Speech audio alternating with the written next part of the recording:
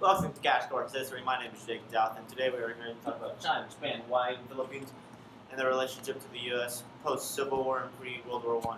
China was one of the first countries that America was interested in that was in Asia. The French and British used the force to open their trade to China, and the U.S. did not participate in this. Because of this, the Americans did not want British or another American to dominate trade, so they created the Treaty of Waxai. Sorry if I butchered that. This allowed British and Americans to be on the same terms when trading. The Chinese hated this because they were racist and did not want to cooperate with America. So they tried not to, at least not resign it, which would mean it would not be in effect anymore. When China eventually started to break up, they started breaking up into spheres of influence, which means a small part would be controlled by China, British, Germany, other European countries, even though China's not European. When this happened, a American named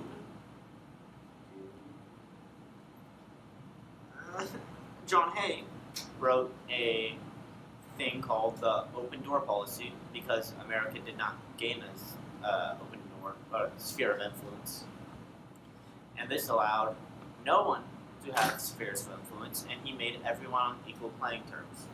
He did this because he hated the British and did not want them to dominate anywhere. Then, because of this, thousands of Christians started immigrating to China. This means that people started converting people to Christianity, and a lot of Chinese hated that. So they came with the Boxer Rebellion, which in turn killed thousands of Christians that came to China.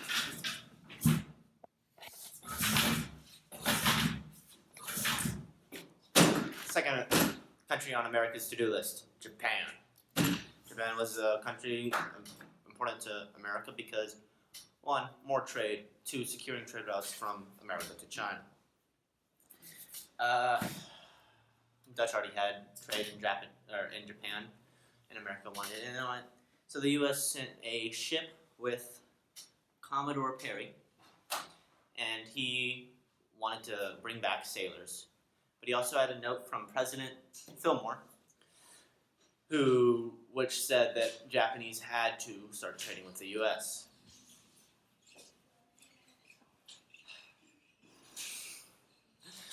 This, in turn, the Japanese did not want to do this, so America turned its guns on the USS Parable, and were threatening to shoot Japan.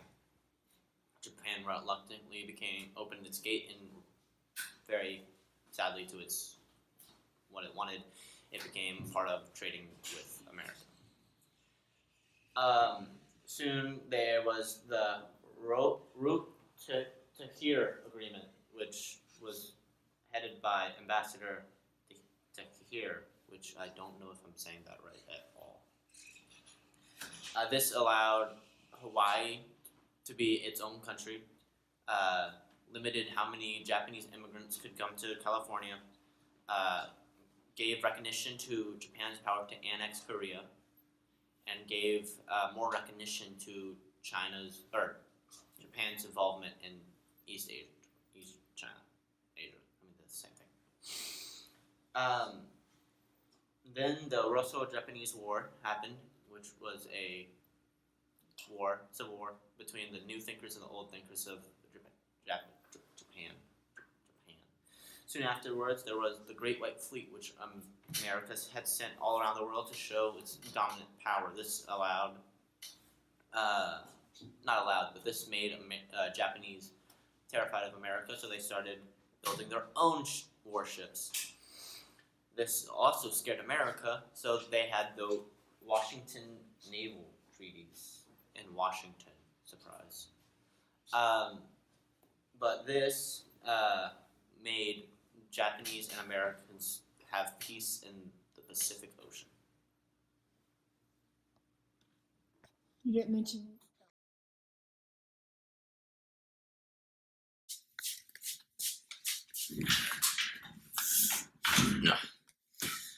Hawaii.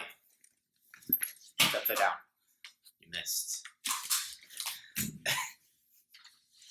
Hawaii was a country owned by Japan, or by its own ruler, not Japan, and America wanted in on it because of all the sugar trade.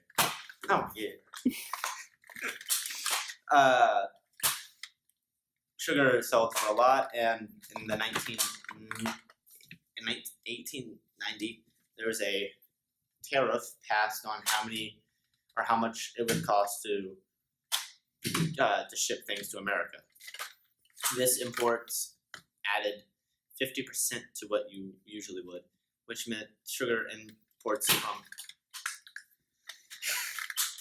Hawaii were very expensive, which made American farmers very sad. So they hoped that America would annex it and become part of the American Empire, I guess.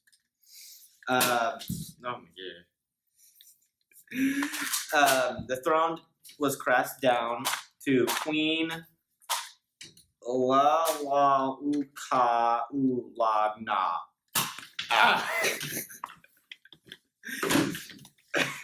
Who was against foreign influence due to the next things that would occur, which would be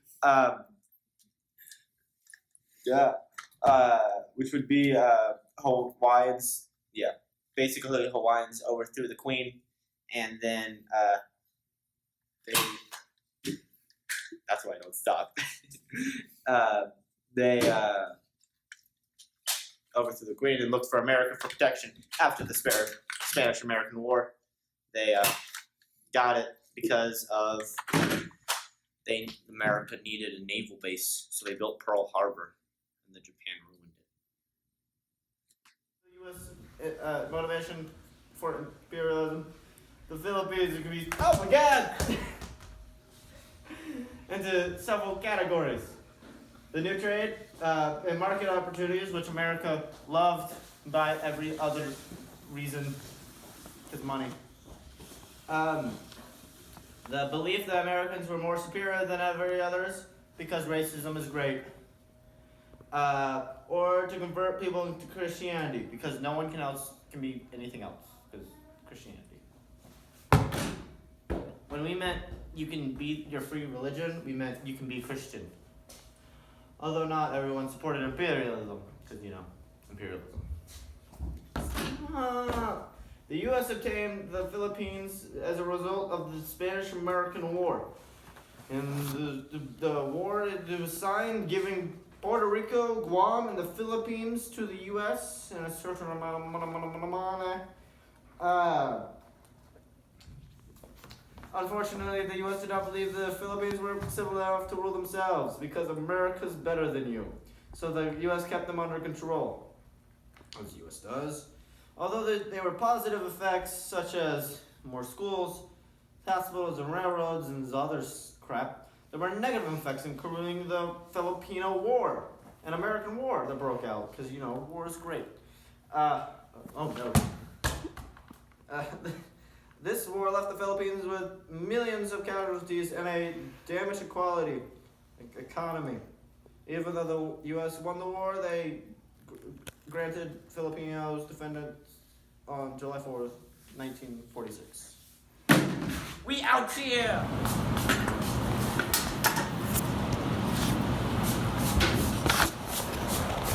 These 4 incidents show how America is willing to throw their power around the world to get what it wants. In this case, trade and money. America loves money. It's a capitalist country.